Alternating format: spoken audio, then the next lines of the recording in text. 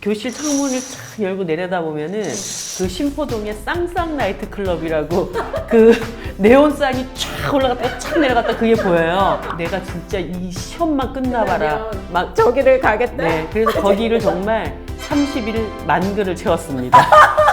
그래서 그때부터 권력 의지가 샘솟았죠.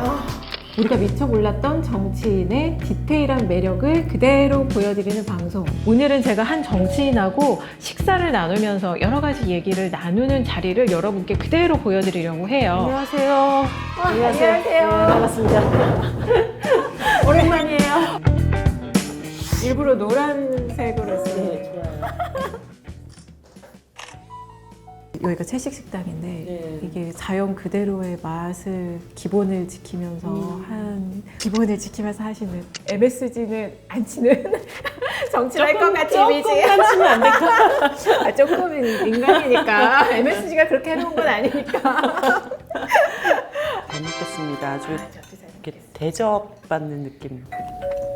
오늘 그 뉴스는 혹시 보셨어요? 어제 오늘 안희정 전 충남지사 모친상 빈소에 대통령이 공식 조화를 보내고 뭐 전현직 의원들 막 조문 가고 조화 보내고 지사들도 조기 보내고 그 문제는 혹시 어떻게 보셨어요?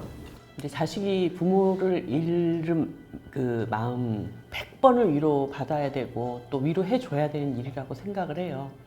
근데 김지은 씨는 아직도 고통을 받고 있는 사람입니다. 성범죄의 피해자다라고 하는 그 정체성을 보장받지를 못하고 있어요. 불륜녀, 꽃뱀 막 입에 담지 못할 그런 욕을 뒤집어 쓰면서도 끝까지 싸우고 있는 중이에요. 이 사람 지금 그 싸움이 끝난 게 아니라 그 생각을 했어요.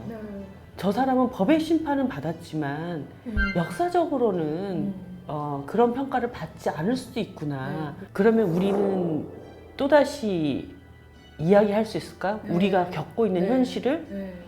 대통령께서 그런 여성들에 대한 생각을 조금만 더 했다면 저는 얼마든지 개인적인 인연으로 안희정 지사에 대한 위로의 말씀을 건네실 수는 있었다고 보지만 그렇게 굉장히 공공연한 장소에 공식적인 업무의 형태로 조화를 보내신 건 다수 여성들한테 너무나 배려가 없었던 행동이었다고 저는 생각해요. 피해자나 그런 비슷한 처지에 있는 지금도 피해를 당하고 있는 미투를 할까 말까 그런 피해자들한테는 이게 위력이구나. 그리고 특히 이제 그 당사자한테는 형기를 마치면 언제든지 재기가 가능한 살아있는 권력이구나. 안희정이라는 사람은 그 권력을 이들이 만들어주고 있구나. 이렇게 굉장히 두려움을 느끼게 할 그런 모습인 거예요. 제가 그 안지사 사건 중에 굉장히 저한테 뇌리에 박혀 있는 한 단어가 있어요. 개념치 말거라거든요. 나와 상대방은 딴 세계에 살고 있는 거죠. 근데 아직도 개념치 않는구나 그런 생각이 들었어요. 선거 때 좀 잘 챙겨 드셨어요? 그때는 그냥 거의 뭐 주워 먹는다? 그냥 너무 힘이 들고 당이 막 떨어지고 하니까 그냥 지나가다 아무거나 막 다 주워 먹고 사람들이 땅끄지 같다고 그냥 막 주워 먹고 다니니까 지나가다 탁자에 뭐 있어도 하나 주워 먹고 막. 정말 공도 많이 들이셨고 현재 결과적으로 18.38%? 그 숫자는 좀 어떻게 보셨어요? 선거 이후에 좀 너무 힘들었죠. 그 숫자가 그러니까 23,231표. 안 잊어버려. 태어나기만 부산에서 태어났지 거의 저는 인천에서 성장했어요. 아기 때부터 인천에서 자랐고 중고등학교도 인천에서 다녔고 청년기 뭐 노동운동 할 때도 인천에서 노동운동을 했고 지역 주민들은 우리 동네는 국회의원이 2명이다 그렇게 이제 인정받을 정도로 일을 했었어요. 거의 한 달 동안 그 사람들이 나를 왜 찍었을까? 그 생각을 굉장히 많이 했어요. 그러니까 제가 그 선거 직후에 주변 사람들한테 우스갯소리로 아예 폭망을 했으면 이렇게 안 힘들 것 같다. 제3당이 지역구에서 당선될 수 있는 가능성은 굉장히 희박한데 거기다가 그 지역에서도 23,000명이 넘는 사람이 난 그래도 이정미 찍을래 했던 그 표는 다른 사람한테 찍었던 한 표보다는 훨씬 그 값어치가 높은 표라는 거를 제가 생각하게 됐어요. 네. 너무 그 다음부터는 제 인식과 태도가 달라졌죠. 이번 선거에 대한. 네. 주민들이 저를 굉장히 좋아했어요. 이 지역에 이정미가 우리 지역을 대표했으면 좋겠다라는 여론도 상당히 있었거든요. 네. 근데 민주당이 결국 이제 선거를 앞두고 사람을 내려 꽂았고 사람들이 너무너무 불안해하면서 민주당하고 다니라 해라. 이거에 이제 한 6개월 시달렸죠. 그게 사실은 초선 의원이자 이제 당대표도 하시면서 계속 괴롭혔던 또 그런 프레임 중에 하나일 것 같아요. 민주당 이중대 이 말에 대해서 어떻게 생각하세요? 듣기 싫죠. 듣기 싫죠. 듣기 싫죠. 시원시원하십니다. 대한민국이 굉장히 이렇게 극단적이잖아요. 이 철저한 수십 년 양당 정치가 그렇게 만들었다고 봐요. 쟤는 절대 안 돼. 응? 쟤가 되면 나라 망해. 네. 이거 때문에 100% 마음에 들진 않지만 그래도 이게 돼야 돼. 이런 게 오랫동안 지배해왔던 사회에서 이 사람도 내지 않는 다른 목소리를 내는 거가 되게 낯선 것 같아요. 그렇기 때문에 제3의 목소리가 A에 조금 가까운가, B에 조금 가까운가, 다 이제 이 잣대로 보는 거예요. 네. 그래서 민주당이 얘기하는 것에 조금 가까우면 이중대 소리 듣고, 민주당을 약간 비판하는 목소리를 내면 너네 미래통합당하고 한통속이냐, 적폐 세력하고 너네가 지금 같은 얘기를 한단 말이냐. 그렇게 되었죠. 그래서 정말 힘들어요. 근데 그거를 포기하면 네. 한국 사회가 제대로 현대화되기 어렵지 않나. 그래서 선거제 개혁을 할 때 그런 구도가 좀 균열이 생기고 무너지지 않을까. 내가 찍은 대로 표심 제대로 반영하려는 하는 그런 선거제 만들려고 하신 건데 결과적으로는 그 꼼수 비례당 때문에 예. 또 이렇게 굳건하게 예. 더 심해졌죠. 슬퍼요. 그 일이 벌어지고 난 다음에 우스갯소리로 순진하면 순진했다는 것도 죄라고 그렇게 얘기를 했는데, 근데 저는 과연 민주당이 그런 선택을 한 것이 문재인 정부에게 네. 그리고 민주당 스스로에게 득이 되었을까, 실이 되었을까, 이게 평가가 될 어떤 시간이 올 거라고 봐요. 이 여성 의원으로서 약간 그런 에피소드들이 좀 많이 있었을 것 같아요. 이 남성 문화, 기득권 문화. 우리 당 안에서는 그런 것들이 거의 이제 허용이 되지 않고 또 여성 당대표였기 때문에, 근데 외부에서는 네. 오히려 이제 정의당이니까 굉장히 조심했었다는 생각이 들어요. 한 번도 저는 뭐 외모 지적질을 받아본 적도 없고, 아주 초반에 제가 그 결혼을 안 했다는 것 때문에 언론 인터뷰에 그게 한 번 나간 적이 있어요. 그러니까 그렇게 되다 보니까 한 두세 군데 언론에서 인터뷰를 나갈 때마다 그 질문을 자꾸 하는 거예요. 그래서 내가 왜 결혼을 안 했냐? 왜 결혼을 안 했냐? 아주 공식 인터뷰에서 그런 네, 질문. 네. 그건 사실 아주 사적인 자리에서 되게 조심스러운 질문이잖아요. 여성 입장에서 생각을 해보면 사실 결혼하고 아이도 낳고 여성 의원도 많아져야 된다고 생각을 하지만 비혼의 처지를 알 수 있는 여성 의원도 저는 많아져야 한다고 생각을 하거든요. 그러니까 요즘 이제 부동산 정책 때문에 엄청 핫하잖아요. 네. 우리 사회에 이미 1인 가구 500만 가구 시대가 되었어요. 네. 그 사람들은 3, 40평짜리 그런 중대형 아파트 아무 관심 없습니다. 그렇죠. 청소도 하기 힘들어요. 1인 가구들한테 자꾸 왜 혼자 사냐라고 묻는 게 아니라 혼자 안심하고 행복하게 살 수 있게끔 만들 수 있는 그런 아파트 공급 정책이나 이런 것들은 왜 우리는 생각하고 있지 않지? 진짜 그거야말로 긴급 정말 수요가 늘 있는 특히 여성들 뭐 여권의 유력 대선 주자가 아이 낳지 않으면 철이 안 들었다 이런 얘기도 하셨고 제가 그 선거 과정에서 제 상대편 후보께서 결혼도 하지 않고 아이도 낳지 않은 사람이 과연 뭐 어린이 문제라든가 이런 문제들에 대해서 제대로 이해하겠느냐라는 식의 비방 SNS를 퍼뜨리기도 하고 했었습니다. 그 문제에 있어서는 뭐 여야가 따로 없는 것 같아요. 아직까지 인식들이 뭐 그런 부분을 진보 보수라고 이렇게 나누기는 어려운 그런 상황인 것 같아요. 처음에는 이제 어떻게 그렇게 시작을 하시게 된 건지? 1학년 초에 전태일이라는 사람을 이제 알게 됐고 진짜 완전히 세상이 뒤집히는 것 같은 그런 충격을 저는 좀 받았어요. 그 당시에. 그래서 수학을 하게 됐고 그 다음에 공장을 가게 됐고 근데 사실은 진짜 그러기가 고등학교 때까지 공부만 하셨을 거 아니에요? 그러니까 사람들이 되게 놀랬던 게 선배들이 저한테 지어준 별명이 운동권 날라리였어요. 제가 대학 들어가기 전에 이제 교실 창문을 쫙 열고 내려다보면은 그 신포동의 쌍쌍 나이트 클럽이라고 그 네온쌍이 쫙 올라갔다가 쫙 내려갔다 그게 보여요. 내가 진짜 이 시험만 끝나봐라. 막 저기를 가겠다? 네, 그래서 거기를 정말 30일 만글을 채웠습니다.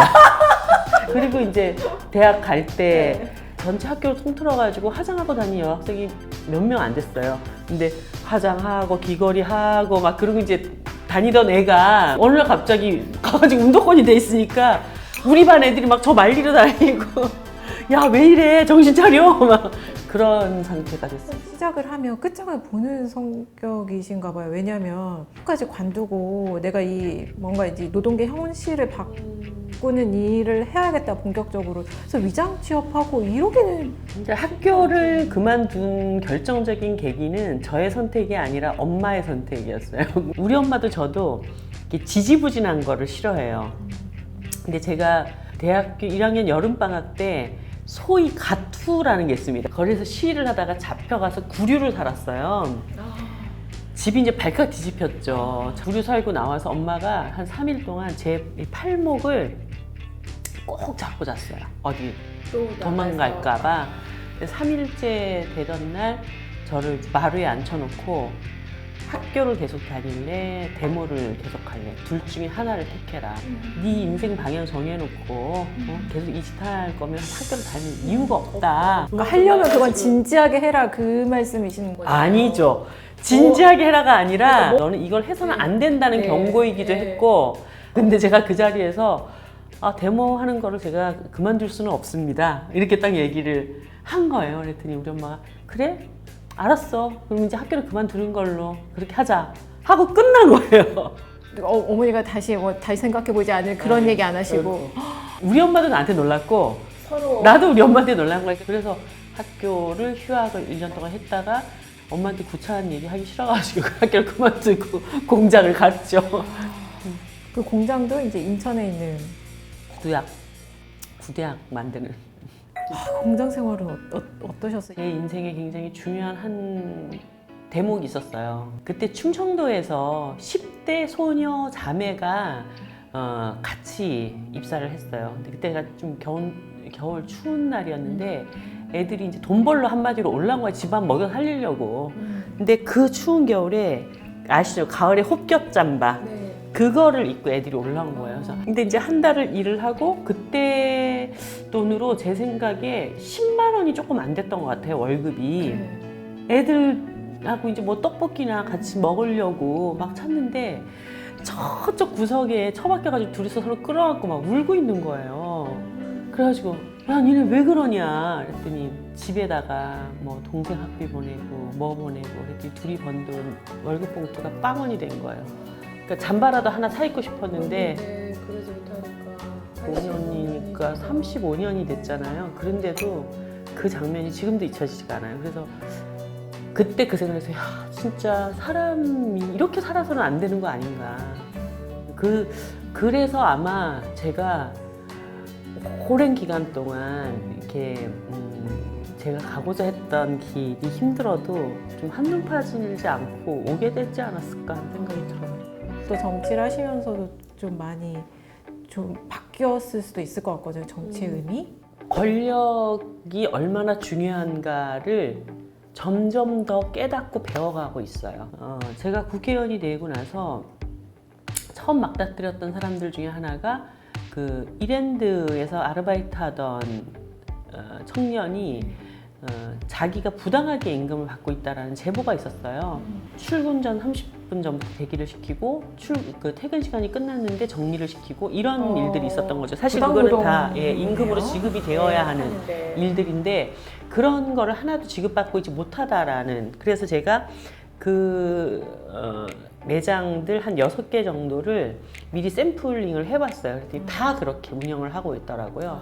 그래서 노동부 장관 불러가지고 이 매장 전체에 대한 특별올라감독을 지시했고 그렇게 해가지고 3년 동안 그 체불된 임금을 그 회사를 거쳐갔던 모든 아르바이트생들에게 다 돌려줬어요. 전화를 되게 많이 받았어요. 의원님 저 임금 돌려받았습니다. 저 200만 원 받았습니다. 누구는 뭐 20만 원 받았습니다. 어떤 사람은 그래서 의원님 운동하는 켤레를 사들고 싶습니다. 막 그렇게. 그래서 그거는 원래 당신들이 일해서 당신들이 가져가야 될 돈이니까 나한테 고맙다고 할 아무런 이유가 없다. 국회의원이라는 권력을 가지고 그 하나의 일에 관심을 가짐으로 인해서 그런 부당한 문제들을 해결해 줄 수 있다라는 거를 처음 경험을 해본 거예요. 그래서 권력이라는 것은 되게 중요한 것이다. 권력을 어떻게 쓰는가가 더 문제인 것이지. 그래서 그때부터 권력 의지가 샘솟았죠.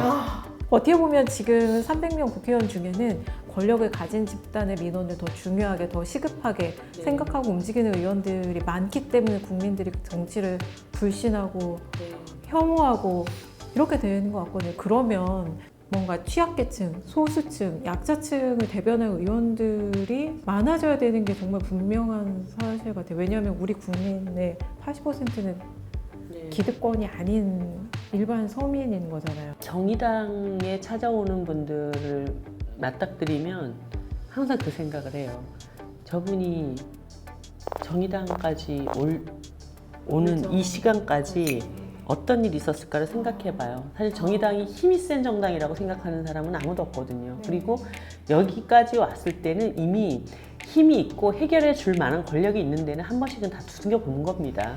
근데 그런 데서 자기 얘기를 외면하고 들어주지도 않으니까 정의당까지 온 거예요. 근데 정의당마저도 이 사람들의 이야기에 귀를 기울이지 않는다면 그 사람들은 더 이상 얘기할 곳이 없다는 거죠. 그렇기 때문에 최선을 다해야 되는 거죠. 더 절박하고 더 소중하게 생각을 하시는 거군요.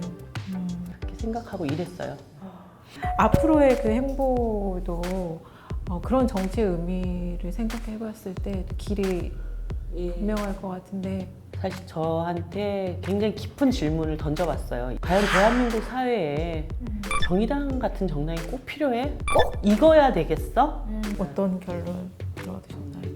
꼭 필요하다는 결론을 얻었어요. 그러니까 내가 옳다고 생각했던 거, 내가 이 사회에서 실현하고자 했던 거, 내가 대변하고자 했던 사람들을 어느 누군가가 다른 어디선가가 정의당보다 잘할 수 있다면 굳이 이거 할 필요가 없어요. 근데 아직은 너무 후져요. 그걸 대변해 주는 곳이 없어요. 그런데 우리도 너무 취약해요. 우리도 너무 부족해요. 그렇다면 취약하고 부족한 걸 보강하고 강화하는 것이 내 길이지, 너무 취약하고 부족하니까 이거를 놓아버린다면 아예 어디에서도 그걸 시작조차 하지 않을 거라는 생각을 했어요. 그래도 이것마저 포기해서는 안 된다. 그 결론에 도달을 했고, 그 과정에서 좀 정의당이 더 유능한 정당으로 성장해 갈 수 있도록 하는 거, 그게 이제 저의 행보의 가장 기본이 되는 것이죠. 그 일을 잘 해나가는 거, 그 일을 잘 뒷받침해 주는 거, 그게 저한테는 지금 제일 중요한 과제예요.